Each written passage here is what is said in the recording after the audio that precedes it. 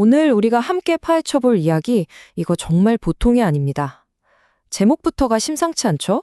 복음서 해킹, 예수와 붓다의 비밀 코드.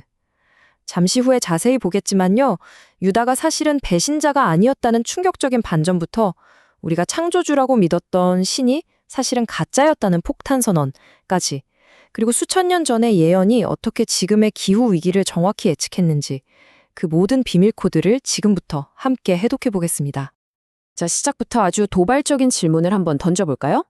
만약에 예수가 우리가 아는 그런 모습이 아니라 사실은 붓다랑 훨씬 더 닮은 인물이었다면 어떨 것 같으세요? 그러니까 교회가 가르쳐온 예수가 아니라 동양의 깨달은 자, 현자와 같은 모습이었다면요. 이 질문이 바로 오늘 우리가 해독할 모든 코드의 출발점입니다. 네, 바로 이겁니다. 이 자료에 따르면 원본 복음서들을 해커처럼 파고들어 보니까 정말 충격적인 진실이 드러났다는 거예요. 예수와 붓다, 이 두 명의 위대한 영적 선구자가 인류에게 남긴 해방의 코드가 사실상 똑같다는 거죠. 오늘 우리는 그 코드가 도대체 뭔지, 그리고 왜 이 코드가 2000년 동안이나 깊숙이 숨겨져야만 했는지 그 비밀을 샅샅이 파헤쳐 볼 겁니다. 자, 그럼 첫 번째 장입니다. 예수와 붓다의 놀라운 싱크로율. 흔히 종교라고 하면 서로 완전히 다른 이야기 같잖아요. 그런데 이 자료는 제도와 교리라는 겹겹의 포장지를 싹 걷어내고 두 인물의 원본, 그 자체를 비교하면 정말 소름 돋을 정도로 똑같은 메시지를 발견하게 된다고 말합니다. 자, 이 슬라이드가 바로 그 핵심입니다. 와, 이거 정말 놀랍지 않나요? 왼쪽에 도마복음에서 예수는 말합니다. 나를 섬기지 말고 나처럼 되어라. 그리고 오른쪽, 붓다는 말하죠. 누구나 부처가 될 수 있다. 이게 그냥 비슷한 말이 아니에요. 이 해석에 따르면 두 사람 모두 나를 숭배하지 마라. 당신 스스로가 나처럼 될 수 있다고 선언한 겁니다. 위대한 인간 해방 선언이죠. 코드가 정확히 일치하잖아요. 자, 그럼 이런 질문이 당연히 나오겠죠. 그럼 혹시 예수가 붓다의 환생이었던 걸까요? 물론 흥미로운 상상이긴 한데요. 이 자료는 그보다 훨씬 더 과학적이고 현대적인 설명을 제시합니다. 그리고 사실 이 설명이 훨씬 더 흥미진진해요. 바로 수렴진화라는 개념입니다. 이게 원래 생물학 이론인데요. 예를 들면 이런 거예요. 포유류인 박쥐와 조류인 새는 완전히 다른 종이잖아요. 근데 하늘을 난다는 똑같은 문제를 해결해야 했어요. 그래서 각자 독립적으로 날개라는 똑같은 해결책을 만들어낸 거죠. 바로 이겁니다.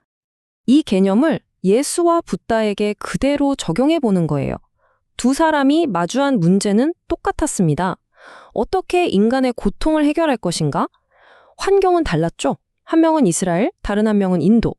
하지만 두 사람 모두 인간 의식의 가장 깊은 곳까지 파고든 결과 내면의 빛, 즉 신성 또는 불성이라는 똑같은 진리의 날개를 발견해냈다는 해석입니다.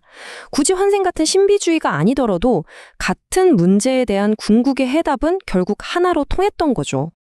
자, 두 번째 파트입니다. 맞춤형 구원자들. 만약에 이 자도의 주장처럼 같은 영혼, 인류 긴급구조대장 같은 존재가 파견된 거라면 왜 서로 다른 모습으로 왔을까요? 그건 바로 시대와 장소라는 환자의 상태에 따라서 가장 효과적인 맞춤 처방을 내렸기 때문이라는 분석입니다. 여기 표를 보시면 딱 이해가 되실 거예요. 당시 인도는 형이상학적인 고뇌와 철학 논쟁의 문제였거든요. 그러니까 붓다는 마치 이성적인 심리학자처럼 마음을 분석하는 마음의 기술을 처방한 겁니다. 반면에 예수가 있던 이스라엘은요, 정치적 억압과 율법주의가 문제였어요. 그래서 예수는 혁명가처럼 가슴의 언어, 즉 사랑과 즉각적인 자유를 처방했죠. 사회 혼란이 극심했던 중국의 공자는 도덕 선생님처럼 인간관계의 예절을 가르쳤고요. 겉보기엔 다 다르지만 인류를 치유하려는 핵심 성분은 같았다는 겁니다. 자, 이제부터 정말 충격적인 내용으로 들어갑니다. 세 번째 파트, 금지된 복음서들의 폭로. 지금부터 보실 내용들은요, 마치 잘 만들어진 영화의 감독판, 삭제 장면 같은 거예요. 이 자료에 따르면 기존 교회가 자신들의 권력을 지키기 위해서 의도적으로 숨겨왔다고 주장하는 바로 그 진짜 이야기들입니다. 이 금지된 복음서들은요, 그냥 좀 다른 이야기가 아니에요. 이건 우리가 갇혀있는 이 시스템, 이 자료의 표현을 빌리자면 매트릭스를 탈출할 수 있는 열쇠라고 합니다. 왜 교회가 이걸 그토록 숨기려고 했는지 이제부터 그 이유가 아주 명백해질 겁니다. 자, 첫 번째 폭탄입니다. 요한의 비밀 가르침이라는 텍스트에 따르면요.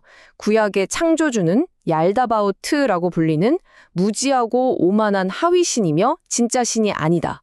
와, 정말 엄청나지 않습니까? 이 주장에 따르면 우리가 창조주라고 철석같이 믿었던 그 신은 사실 가짜였고, 예수는 그 가짜 신이 만든 물질 세계라는 감옥에서 우리를 해방시키러 온 존재였다는 겁니다. 교회가 왜 이 책을 필사적으로 숨기려 했는지 이제 좀 감이 오시죠? 두 번째 충격적인 장면입니다. 빌립복음에 나오는 한 구절인데요. 주님은 다른 제자들보다 마리아를 더 사랑해서 그녀의 입에 자주 입을 맞추셨다. 와, 이것만 보면 교회가 기겁할 만한 내용이죠. 하지만 이 복음서가 제시하는 관점은 다릅니다. 이 키스는 육체적인 사랑을 넘어서 영적인 지혜를 나누는 신성한 합일의 상징이라는 거예요. 그동안 억압되어 온 여성성과 신성한 사랑을 복원하는 아주 중요한 장면으로 해석될 수 있다는 거죠. 그리고 기독교 2000년 역사상 가장 큰 반전 드라마일 겁니다. 유다 복음에 따르면 예수가 유다에게 이렇게 말했다고 합니다. 너는 다른 모든 제자들을 능가하게 될 것이다. 왜냐하면 너는 나를 감싸고 있는 이 육체를 희생시킬 것이기 때문이다. 세상에, 이 관점에 따르면 유다는 배신자가 아니었던 겁니다. 오히려 예수의 영혼을 육체라는 감옥에서 해방시키기 위해 스승의 가장 어렵고도 비밀스러운 부탁을 들어준 유일한 제자, 가장 충성스러운 제자였던 거죠. 자, 과거의 비밀들을 실컷 파헤쳐 봤으니 이제 미래로 한번 가보겠습니다.